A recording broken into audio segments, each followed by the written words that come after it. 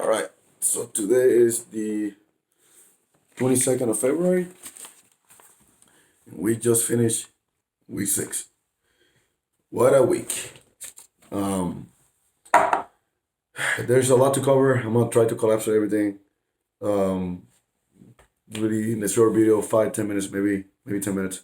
But like always, I start with the schedule and then I describe things that will help you down the week. So Monday we pitch 6-6. And then we did student-led 7 classes. That took all day. I'll go back to Sec 6 towards the end and explain how that one worked. Tuesday, we did the 7 chamber, and then we did student-led landmark classes, and then we did our drill sergeant hat draw. Everyone gets 2 hats, um, except the reserve. National Guard, you will get your hats also. So if you come from the National Guard, the state will fund your hats. So you get 2. Active duty get 2. You just gotta buy the emblem. If you're infantry, you gotta buy the disc too. Other than that, it's just straightforward. Go get it, come back, and then from that day forward, every time you're in the classroom, you do it in hat camp. So you get to wear it. You're wearing it in the classroom the way you should be wearing it. Just molding it, getting used to wearing it. Just nothing special. Just gotta wear it. Wednesday we did land nav, which is super easy. It's an individual event, um, but I'll cover that in a second. We also in the afternoon then we did field classes led by the DSLs. Thursday we did more field classes all day. Friday we did TLPs, which is classroom TLPs, and then we did CIIP, which is basically the clothing initial issue point. So you get four tops, um, 4 bottoms, and then you get a full PT uniforms. I think you get like 2 shorts and 2 pants. You get socks, and then you get another pair of boots. Like you get all that right there and then. So you get extra uniforms, right? Um, and then Saturday, which is today, we just finished the embedment. I got sore throat from just dealing with these trainees, um, which I'm also gonna go over that as a different topic. So let's start with Sec 6. I know people want to watch this video for Sec 6. The best tip I can give you is not to freak out about Sec 6. Study, know your module, be able to pitch it. But the best tip I can give you is be know the pitch and the module to where you can explain it. All right, so that you just take the statement, explain the movement, and then drive on. Nothing, no, don't freak out. Just treat it like another module. It's long. Um, just know the module, pitch it the first time. If you don't pitch it, just open it, end it, and then take the statement. Um, if you fail, we got 4 failures that day. Don't get discouraged. They went back at it the very next day and they pitched it and they all passed. So we have no failures for Sec 6, except the 4 people that failed the first time. Other than that, it's straightforward. I got a 80%. Um, you've been following my videos. It's been a roller coaster through modules. Um, but I didn't find it as didn't find. I just found it the same way as every other module that I pitched before. It's just long. I got through it, and then I got my 80%. So there's not really nothing to that Sec 6 special other than this the last module, and you basically can make a check on the block once you finish with module. And I would say just be motivated, be confident. The biggest thing about Sec 6 is once you know the rubric, right? So the rubric, the module itself is a different rubric from you pitching the module. So saying commands in a position of attention, being confident, being loud, uh, moving your hand, being distractive. There's a bunch of stuff, like 10 little things that they can give you on. If you don't fail those, If you go out there and you pitch it, even if you don't know the damn module, and you still get check marks on those little things, you can pass, right? But if you go out there, know your module, but you're not confident, you're not loud enough, and you can start getting gigged for all that shit, you're gonna fail, even though you said the module correctly. So when once you get to the classroom, look at the rubric from set two and on, they're the same thing. Just read the rubric, make sure you hit those points so you don't get giggled, and just be prepared. Steven classes, nothing special, just like everything else. To land up. So, um, I had terrain features for my class. I pitched that in conjunction with contour lines, and so I went more in depth in contour lines. Then I went to my terrain feature class, and then I help out everybody to. I made like a 3D module, like a little terrain feature. Um, just take ownership of your class, and you will be fine. But the biggest thing I can say is, if you're not good at line F, and you need help with it, if you're one of the guys that you get a good class like how to read a map, how to plot points, how to get points from the map, um, if you're one of the guys teaching that, take ownership and Barney style it and help out other students. Um, Try to keep it as simple as possible, especially for the people that don't do this as often as the combat arms. Just Barney style it and take ownership of the class and make it super easy. That's the biggest thing because a lot of people they went out there and they were teaching this landmark class and they were confusing other people. I was helping more people, and then once I helped them out, the guy would teach taught a class and they get more confused. So I'm like fighting and battling this whole nonsense. So just take ownership of the class and teach it Barney style. You'll be fine. Um, two, two, two, two.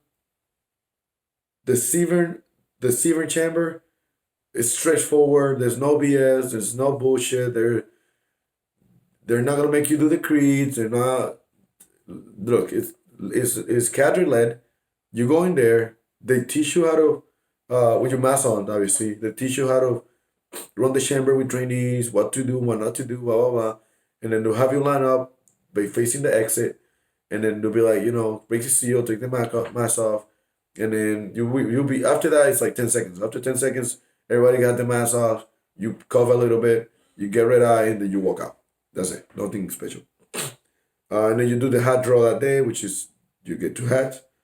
For land nav itself on Wednesday, it's individual event. But if you're struggling with people, you're struggling with the whole land nav thing, just tag along with somebody who's really strong and kind of pick their brain up. Or if you're only struggling with plotting points and you know how to land nav, um, just look at the look. Just look for somebody who's really strong, and have them help you plot points and plot the points and then drive on. I would say this: look at your map, and there's gonna be like dotted lines just all the way across, and they have like 60, 61, 62, 63. Those are fire breaks. They're not accurate as of what's on the ground. Some of them curve and the map is straight, but they are on the ground and they are marked in the ground. So there's no point for you to dead reckon to your points. Turn associate, know where the point is, look at the nearest fire break, and go take the power break and go find your points. You'll be done in like an hour. Field classes are straightforward. Some of them are student led, some of them are drill sergeant led. Just more classes. Let's see. Friday, we did the draw for the uniform and the TLPs, and then the embedment today. So there's a lot of things I could talk about embedments. This is our first embedment. The last one got canceled because Fort Jackson had a suicidal drill sergeant. So they canceled all embedments. Basically, it was like a safety stand down. So today we got our first one. We did it with Charlie Company 213. And so my squad or platoon, if you wish, got tagged along with them in the morning for PRT. And then we went into Omaha range for the battle buddy team live fire. So from start PRT, you get there early. You do like a drill sergeant sync with the drill sergeants there, and they'll teach you what to do, what not to do, what phase they're in. So we were lucky enough to they're on white face on paper, but they lost white face privilege yesterday for being a dumbasses and undisciplined. So we got to participate for PRT in a red face environment. So it was cool to be part of that. We broke the ice. I led the last five exercises for preparation drill, and my buddy did the first five, and then I led the recovery drill. Then another soldier from our squad led the hip stability drill, and then we went on that AGR runs, and then we came back with this sprint, and then we did recovery and all that. So, but the whole time, if you AI, if you go in there as a ref face PRT, you should be matching the drill sergeant tempo and matching their tone, matching the way they're addressing the trainees. Like you should be on top of your game, ready to roll the day you get there. So got the other squad got attached to another company, different company, and they got different experience on PRT itself. They got some were at whiteface, so there was no screaming, no yelling. It was more like individually correcting people. So our experience was legit. It was great because we got to lead PRT, we got to stream our trainees, and we kind of had a good understanding of what to do when we go down to the trail. Um, then we came back, we got dressed for the field, we got to the field, and we were, all the candidates were safeties, tower operators, and concurrent training leaders throughout the range that Charlie Company was doing. And like I said, different squad got attached to different companies that were doing different phases. So it was definitely an eye opener where we are safetying a trainee, manipulating the lever on a movement next to a battle buddy who's bounding in front of them, like 10 meters in front of them to the right or left, and us being the safety involved. The company, this company that we were attached to, they really did a good job attaching the candidates in their training so that we weren't left out of it. We actually got to learn. We interact with the drill sergeants. We interact with their trainees. We help them out with whatever they need. But it was pretty fucking cool to be able to be part of this style of embedment.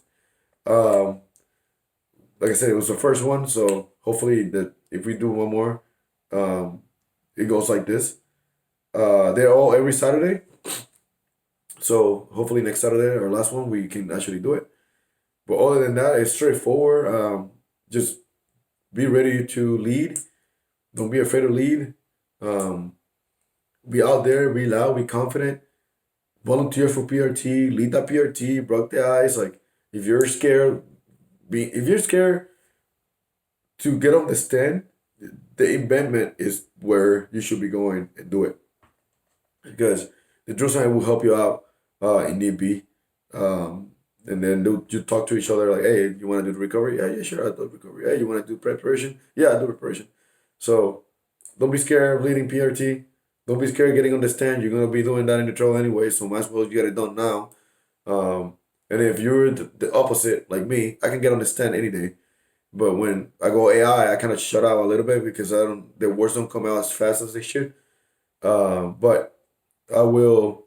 I gotta get better at AI, and once I get that, we'll be good.